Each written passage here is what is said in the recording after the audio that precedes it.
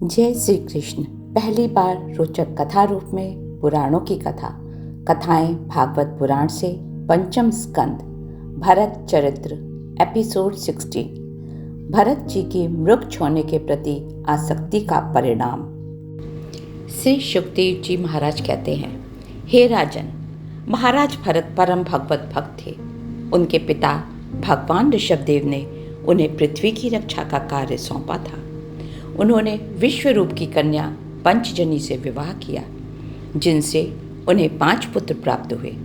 पहले इस भूमिका को अजनाभ वर्ष कहा जाता था, पर महाराज भरत के पुण्य प्रताप से यह भारतवर्ष के नाम से प्रसिद्ध हो गया। भरत जी ने बड़े प्रेम और वात्सल्य से वर्षों तक प्रजा का पालन किया।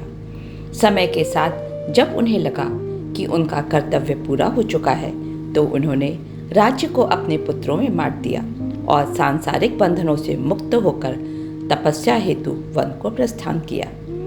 वे पुलह ऋषि के आश्रम में जा पहुंचे, जहां पवित्र गंडकी नदी बहती थी।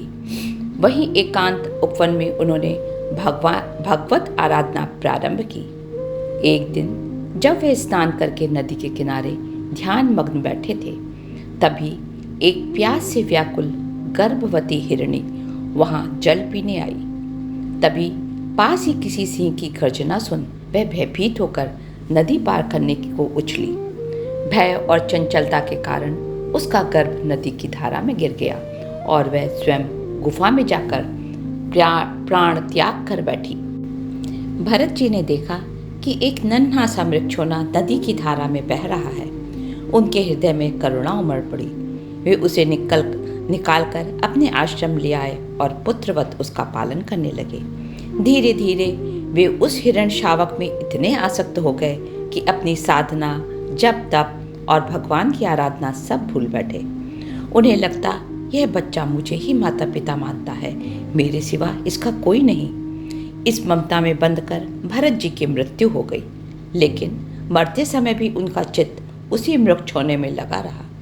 अतः अगले जन्म में उन्हें मृग योनि प्राप्त हुई, पर उनकी पूर्व साधना के कारण उन्हें अपने पूर्व जन्म की स्मृति बनी रही। उन्हें बड़ा दुख हुआ कि एक मृग के मोह में आकर वे अपने आत्मिक लक्ष्य से च्युत हो गए। अब वैराग्य जागृत हुआ। उन्होंने अपनी माता मृगी को त्याग दिया और पुनः तपस्या के लिए पुलह आश्रम लौट आए। वहाँ सूखे पत्तों, घास और झाड़ियों से जीवन यापन करते हुए वे मृत्यु की प्रतीक्षा करने लगे। अंत में गंडकी नदी में खड़े खड़े ही उन्होंने यह मृग शरीर त्याग दिया। इसके बाद वे अंगिरस गोत्र के एक श्रेष्ठ ब्राह्मण कुल में जन्मे, वहाँ भी उन्हें अपने पूर्व जन्म की स्मृति बनी रही।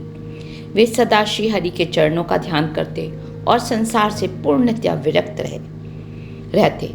लोग उन्हें पागल, अंधा, बहरा और मूर्ख समझते, पर भीतर से वे परमानंद में लीन थे।